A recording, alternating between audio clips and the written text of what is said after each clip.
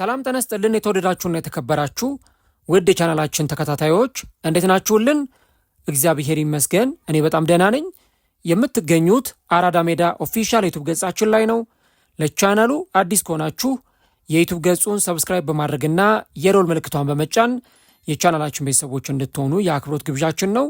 እንዲሁም ደግሞ ዩቲዩብ ፕሮግራሙን ለበርካታ ተመልካቾች እንዲያደርሰው ቪዲዮን ስትጀምሩ ላይክ ያደርጋችሁ መጀመራችሁን አስታውሱ። የአራዳ ሜዳ ኮሜንታተር ተስፋወርቅ ሉል ሰገድ አብሬያችሁ ቆይታ አድርጋለሁ። ፈጣሪ ፈቅዶ ዛሬም ከእናንተ ጋር ተገናኘን። የተለያዩ ፕሮግራሞችን ወደ እናንተ የማደርስ ይሆናል። በዚህኛው ፕሮግራማችን ክፍል ደግሞ ዛሬ ምሽት በቻምፒየንስ ሊግ የሩብ ፍጻሜ ፒኤስጂ ከሊቨርፑል ጋር የሚያደርጉትን የመጀመሪያውን ዙር ጨዋታ የምንመለከት ይሆናል ማለት ነው። እንግዲህ በአውሮፓ ቻምፒየንስ ሊግ የሩብ ፍጻሜ የመጀመሪያ ዙር ጨዋታዎች ትላንትናም ሲደረጉ ተመልክተናል። ዛሬም ደግሞ እነዚህ ጨዋታዎች ይቀጥላሉ። ታዲያ በዚህ በቻምፒየንስ ሊጉ በሩብ ፍጻሜ ከሚደረጉ ትልልቅ ጨዋታዎችና ትልቅ ትኩረት ከተሰጣቸው ጨዋታዎች መካከል አንዱ ይህ የፒኤስጂና የሊቨርፑል ጨዋታ ተጠቃሹና ትልቁ የጨዋታ መርሃ ግብር ነው ማለት ነው። ምናልባት የባርሰሎናና የአትሌቲኮ ማድሪድ፣ አርሰናል ከስፖርቲንግ እንዲሁ ደግሞ የባየር ሚዩኒክና የሪያል ማድሪድ ጨዋታዎች ሁሉም የራሳቸው የሆነ ተጠባቂነት አላቸው። ይህንኛውም የጨዋታ መርሃ ግብር በጣም ትልቅ የሆነ የጨዋታ ምሽት ይሆናል ተብሎ ይጠበቃል። በተለይም ሜዳ ላይ የሁለቱ ቡድን ተጫዋቾች ከሚያሳዩት ፐርፎርማንስ አኳያ ከተመለከት ነው። ሁለቱ ቡድኖች እንግዲህ በባለፈው ዓመት በአውሮፓ ቻምፒየንስ ሊግ እንደዚሁ ተገናኝተው ነበር። የዛን ጊዜ አሸናፊ የነበረው የሉዊስ ኤንሪኬው ፒኤስጂ ነበረ። ሁለቱም ዙር ጨዋታዎች ላይ አስገራሚ እንቅስቃሴዎችን ተመልክተናል። የመጀመሪያው ዙር ጨዋታ በፒኤስጂና በሊቨርፑል መካከል ሲደረግ ያንን ጨዋታ ማሸነፍ የቻለው ቡድን የአርነ ስሎቱ ሊቨርፑል ነበር። በዛ ጨዋታ ላይ በርካታ ሙከራዎችን ያየንበት ጨዋታ ነበር። በሁለቱም ቡድኖች በኩል ከፍተኛ ትንቅንቅ የተመለከትንበት፣ እንዳለመታደል ሆኖ ደግሞ ፒኤስጂዎች ጨዋታውን ያላሸነፉበት በተለይ ከወሰዱት የበላይነት አንጻር ሜዳ ላይ ከነበራቸው ፐርፎርማንስ አንጻር ማለት ነው። 27 ሙከራዎችን ነበረ በዛ ጨዋታ ላይ የሞከሩት። ሊቨርፑሎች ግን ሁለት ሙከራ ብቻ ሞክረው ያንን ጨዋታ 1-0 በሆነ ውጤት አሸንፈው ወጡ። የሁለተኛው ዙር ጨዋታ አንፊልድ ሮድ ላይ ደግሞ ሲደረግ ወደ 40 የሚጠጉ ሙከራዎችን በሁለቱ ቡድኖች በኩል የተመለከትንበት ነበር። አንደኛው ቡድን 19 አንደኛው ቡድን ደግሞ 21 ሙከራዎችን ያደረገበት ጨዋታ ነበርና ያ ጨዋታ በመለያ ምቶች ነበር የተጠናቀቀው። የዶናሩማን ምርጥ ብቃትም እንደዚሁ ያየንበት ምሽት ነበር ማለት ነው። አሁን እንግዲህ ሁለቱ ቡድኖች በድጋሚ ካምናው ጊዜ በኋላ ደግሞ በቻምፒየንስ ሊጉ ተመልሰው ተገናኝተዋል። ታዲያ ሁለቱ ቡድኖች ሲገናኙ በተለይም ለሊቨርፑል ጥሩ ባልሆነ ሰዓት ላይ ነው ይህንን ጨዋታ ከፒኤስጂ ጋር የሚያከናውነው። ምክንያቱም ቡድኑ የአሰልጣኝ ለውጥ አያስፈልገውም ወይ የሚል ጥያቄ የተነሳ ባለበት ወቅት፣ እንዲሁ ደግሞ የቡድኑ የሜዳ ላይ ብቃት አሳሚ እየሆነ በመጣበት ሰዓት ላይ ነው እንግዲህ ሊቨርፑል ከባዱን የወቅቱን የአውሮፓ ሻምፒየን ፒኤስጂን የሚገጥመው እና ሊቨርፑሎች እድለኛ አይደሉም ያልኩበትም ትልቁ ምክንያት በተለይም ደግሞ ከኢንተርናሽናል ብሬኩ በፊት በብራይተን ተሸንፈው ነበር። ከኢንተርናሽናል ብሬኩ በኋላ ደግሞ ባለፈው ሳምንት በማንቸስተር ሲቲ ባልተጠበቀ ሁኔታ በኤፍኤ ካፑ በሰፊ የጎል ልዩነት ነበር የተሸነፉትና ይህስ ጨዋታ ምን ሊያስመለክተን ይችላል የሚለው በራሱ በጣም አጠያቂ ጉዳይ እንደሆነ ማንሳት ያስፈልጋል። ያው ፒኤስጂዎች ግን በየዓመቱ ከእንግሊዝ ቡድኖች ጋር ጨዋታዎችን እያደረጉ መምጣታቸውን እያየን ነውና እንደውም በባለፈው ሉዊስ ኤንሪኬ አንድ ጥያቄ ቀርቦላቸው ለዛ ምላሻቸውን ሲሰጡ በቃ አሁን ከእንግሊዝ ቡድኖች ጋር መጫወትን በደንብ አዳብት እያደረግነው ነው፣ እየተላመድነው መተናል የሚል ሀሳባቸውን ሰጥተዋል። በባለፈው ዓመት በሊግ ፌዝ ወይም ደግሞ በምድብ ጨዋታዎች ወቅት ወይም ደግሞ በመጀመሪያዎቹ 8 ጨዋታዎች መካከል ከአርሰናል ጋር ተጫውተው ነበር። በድጋሚ ደግሞ እንደዚሁ ከራሱ ከአርሰናል ጋር የተገናኙበትን ጊዜ እናስታውሳለን። ከዚህ በተጨማሪ ደግሞ ከሊቨርፑል ጋር 2 የደርሶ መልስ ጨዋታቸውን አከናውነው ነበረ። ባለፈው ዓመት አስቶን ቪላን እንደዚሁ በደርሶ መልስ የገጠሙበት ጨዋታ ከማይረሱ የጨዋታ መርሃ ግብሮች መካከል ተጠቃሹ እንደሆነ ማንሳት ያስፈልጋል። ሌላኛው ደግሞ እንደዚሁ በባለፈው ሲዝን ከእንግሊዝ ቡድኖች ከገጠሟቸው ቡድኖች መካከል ማንቸስተር ሲቲንም እንደዚሁ ገጥመዋል እና አስቶን ቪላን፣ ሊቨርፑልን እንዲሁ ደግሞ ማንቸስተር ሲቲን፣ አርሰናልን እነዚህን ትልልቅ የእንግሊዝ ክለቦችን ገጥመው ነበር። ዘንድሮም ደግሞ ሌሎች ትልልቅ የእንግሊዝ ክለቦችን ሲያገኙ እንደነበር አይተናል። ለምሳሌ ከቼልሲ ጋር ዘንድሮ በሁለት ዙር የደርሶ መልስ ጨዋታቸውን አከናውነው ነበር እና ከእንግሊዝ ቡድኖች ጋር መጫወትን አሁን የበለጠ ቡድኑ አዳፕት እያደረገው መጥቷል ማለት ይቻላል። ታዲያ አሁን በዚህ ጨዋታ ላይ በተለይም አንድ የሚጠበቅ ጉዳይ አለ። ያው የእንግሊዝ ቡድኖችን ይገጥማሉ ብለን ስንል ቶተንሃምንም ሳንረሳ ማለት ነው። ከቶተንሃምም ጋር ተጫውተው 5-3 በሆነ ውጤት ያሸነፉት ጨዋታ ነበረና አሁን በዚህ ጨዋታ በተለይም ደግሞ ሊቨርፑሎች ይህንን የጨዋታ መርሃ ግብር ለማሸነፍ 3 አንኳር ጉዳዮችን የግድ ማድረግ ይጠበቅባቸዋል። እነዚህን 3 ነገሮች ሜዳ ላይ ከተገበሩ ምናልባትም ጨዋታውን አሸንፈው ሊወጡ የሚችሉበት እድል አለ። ነገር ግን ደግሞ እነዚህን ነገሮች ካላደረጉ ባይ ዲፎልት ቡድናቸው ደግሞ ተጎጂ የሚሆኑበት እድል በጣም ሰፊ ነው ማለት ነው። ስለዚህ በዛሬው ጨዋታ ላይ በተለይም ደግሞ ሊቨርፑሎች በደንብ በጥንቃቄ ሊፈትሿቸው የሚገቡና ሊያደርጓቸው የሚገቡ ነገሮች ይኖራሉ። እነዛን ነገሮች ነው እንግዲህ በዚህኛው ፕሮግራም ላይ የምነግራችሁ ማለት ነው። አርነ ስሎት ለተጫዋቾቻቸው እንዲህ ያለውን መመሪያ ሰጥተው የሚገቡ ከሆነ ከዚህ በተጨማሪ ደግሞ ያን የሚሰጣቸውን መመሪያ ተጫዋቾቹ የሚተገብሩት ከሆነ ጨዋታውን አሸንፈው ሊወጡ የሚችሉበት እድል እንዳለ ማንሳት ያስፈልጋል። እነዚህን 3 ነገሮች እንመለከታለን። እስከ ቪዲዮ መጨረሻ ድረስ አብራችሁን ቆዩ። የመጀመሪያው ጉዳይ የሚሆነው እንግዲህ በዚህ ጨዋታ ላይ አሰልጣኝ አርነ ስሎት ተግባራዊ ሊያደርጉት የሚገባው ነገር የተከላካይ መስመራቸው ጥንቃቄ በተሞላበት ሁኔታ ኦርጋናይዝ እንዲሆን ማደራጀት ይጠበቅባቸዋል። የፒኤስጂ ቡድን እንግዲህ በዚህ ዓመት አንዱ ትልቁ ጥንካሬው በበርካታ ጨዋታዎችም ላይ እንደተመለከትነው በርካታ ጎሎችን የሚያስቆጥር ቡድን መሆኑ ነው። የባለፈውን የ16ቱን ጥሎ ማለፍ ከቼልሲ ጋር በተደረገው ጨዋታ ላይ 8 ጎሎችን አስቆጥሮ የመጣ ቡድን ነው እና ያ ጨዋታ እጅግ በጣም አስገራሚ የሆነ የፒኤስጂዎችን ማጥቃት ያየንበት፣ ፒኤስጂዎች ደግሞ ርህራሄ አልባ የማጥቃት እንቅስቃሴያቸውን ሜዳ ላይ ተግባራዊ ያደረጉበት ነበረ።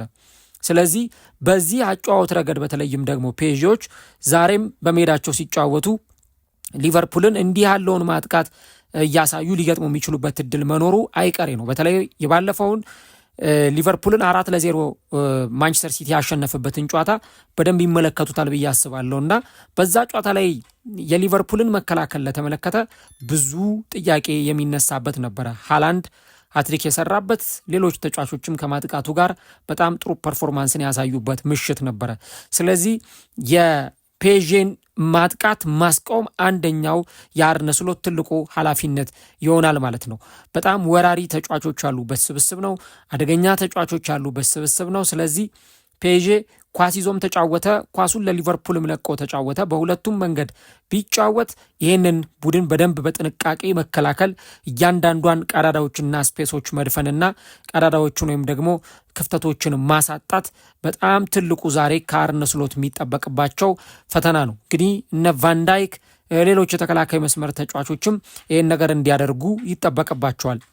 የሚገርመው በባለፈው አርብ ዕለት ሊግ ዋን ጨዋታቸውን አከናውነው ነበረ ከቱሉዝ ጋር እና 3-1 በሆነ ውጤት ነበር ያሸነፉት እና የጨዋታውን እንቅስቃሴዎችም ስመለከት ነበረ ተመሳሳይ አይነት ማጥቃት ሌሎች ጨዋታዎች ላይ እንደሚያሳዩት ሁሉ ተመሳሳይ አይነት ማጥቃት ነበራቸው በዛ ጨዋታ ላይ። ለምሳሌ ክቫራትስኬሊያ አደገኛ ሙከራዎችን ሲሞክር ነበረ።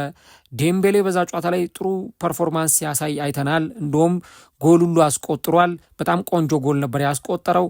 ክቫራትስኬሊያ አሲስት አድርጓል። ጎንካሎ ራሞስ እንደዚሁ ጎል ያስቆጠረ ተጫዋች ነው። በዛ ጨዋታ ላይ እንኳን እንደተመለከትነው ወደ 17 የሚጠጉ ሙከራዎችን ያደረገና ወደ 72% ኳስ ተቆጣጥሮ የወጣ ቡድን ነው። ያውም ደግሞ በዛ ጨዋታ ላይ እንደነ ቪቲኒያ፣ ዦአው ኔቬስ፣ ኑኖ ሜንዴሽ አይነት ተጫዋቾችን አላሰለፏቸውም ነበርና ተጣዋቂ ወንበር ላይ ተቀምጠው ነበር እነዚህ ተጫዋቾች የጀመሩት። ስለዚህ እዚህ ጨዋታ ላይ በተለይም ደግሞ መከላከላቸውን በደንብ ጥብቅ ማድረግ አንደኛው ከሊቨርፑል የሚፈለግና የሚጠበቅ ጉዳይ ይሆናል ማለት ነው። ሌላው ከዚሁ ጉዳይ ጋር ተያይዞ ዘለን ማናልፈው ሐሳብ ምንድን ነው? በሊቨርፑል በኩል በተለይም የዛሬውን ጨዋታ ለማሸነፍ እጅግ በጣም መሰረታዊውና አስፈላጊው ነገር የፒኤስጂ ተጫዋቾችን የካውንተር አታክ ወይም የመልሶ ማጥቃት ማስቆም የግድ ይጠበቅባቸዋል። እንግዲህ ባለፈው ቼልሲ በፔዤ ከተቀጣባቸው አንዱ ነገሮች መካከል የመልሶ ማጥቃት እንቅስቃሴዎቹን ማስቆም አለመቻሉ ነው። በመልሶ ማጥቃት ረገድ በጣም ፈጣን የሆኑ አደገኛ ተጫዋቾች ያሉበት ቡድን መሆኑን መርሳት የለብንም።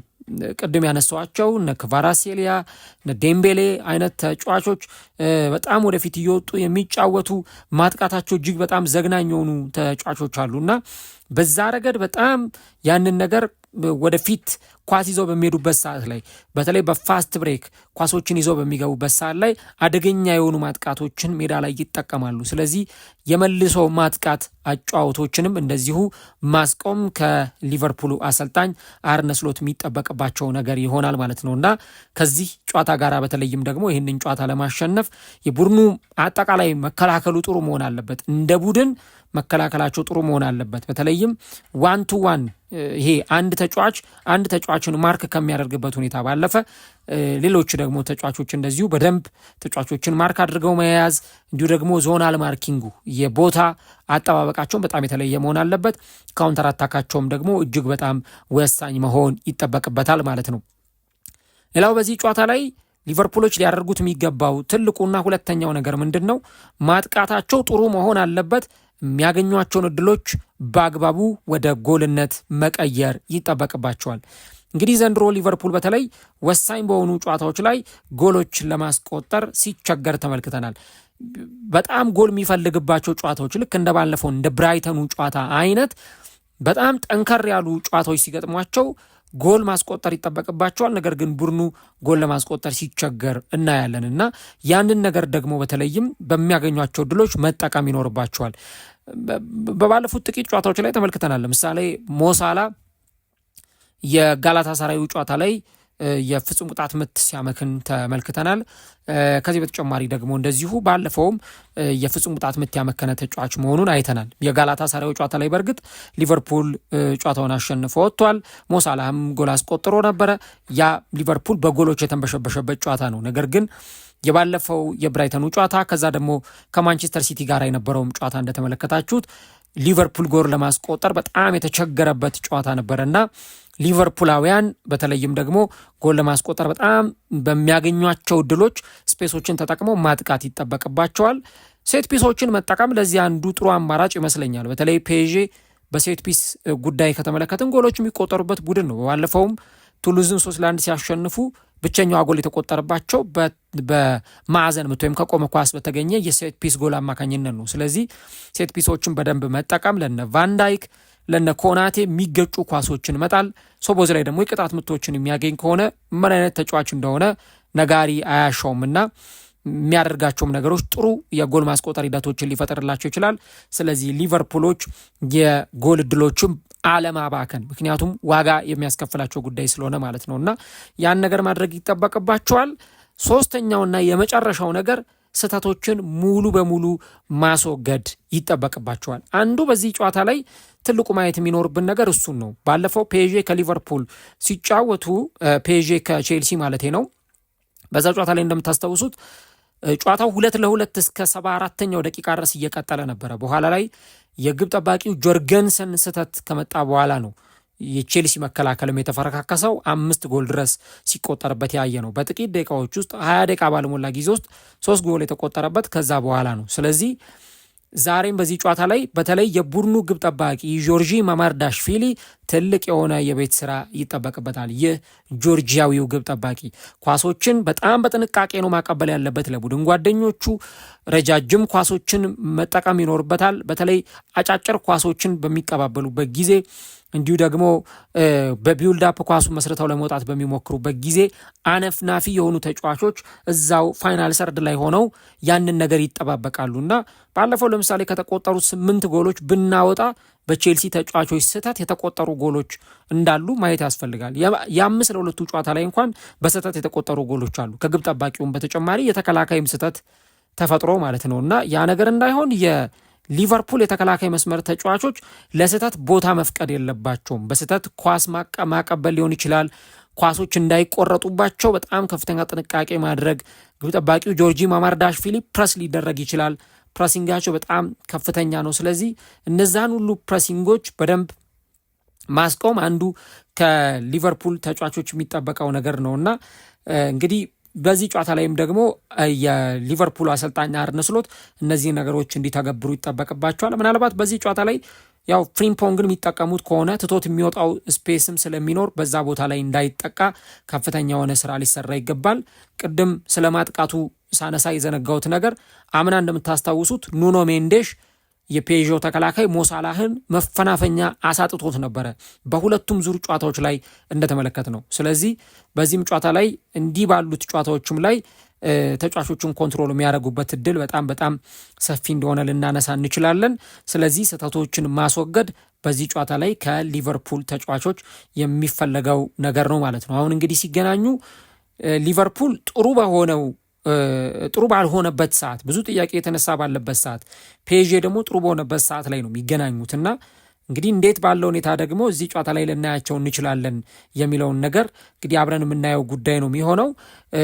አሌክዛንደር ኢሳክ ምናልባትም ባለፈውም ስንመለከት ነበረና አሰልጣኙ ሪስክ ላለመውሰድ ነው ያላስገባሁት የሚል አይነት ሀሳብ ሲያነሱ ነበረና የሊቨርፑል የፊት መስመር ቅድም እንዳልኩት የሚያገኟቸውን እድሎች በደንብ በአግባቡ መጠቀም፣ ኳሶችን በደንብ የተሻለ ወደፊት ይዞ መጠጋት እና የሚያገኟቸውን እድሎች መጠቀም ይኖርባቸዋል ማለት ነው። ለማንኛውም እንግዲህ ይህ ጨዋታ ምሽት 4 ሰዓት ይከናወናል። ጨዋታውን ማን ያሸንፋል? ባለሜዳው ፔዤ ወይስ ደግሞ ሊቨርፑል ወይስ ጨዋታው ባቻ ውጤት ይጠናቀቃል? ኮሜንት ላይ የገባችሁ ሀሳቦቻችሁን አስቀምጡልኝ። ጨዋታው ግን ባቻ ውጤት የሚጠናቀቅ አይመስለኝም። እንደኔ እይታ ጎሎች ይኖሩታል ብዬ አስባለሁ። በመሸናነፍ የሚጠናቀቅ ጨዋታ ይመስለኛል። እንግዲህ የዚህን ጨዋታ ምላሽ ደግሞ ምሽት 4 ሰዓት ላይ የምንመለከተው ጉዳይ ይሆናል ማለት ነው።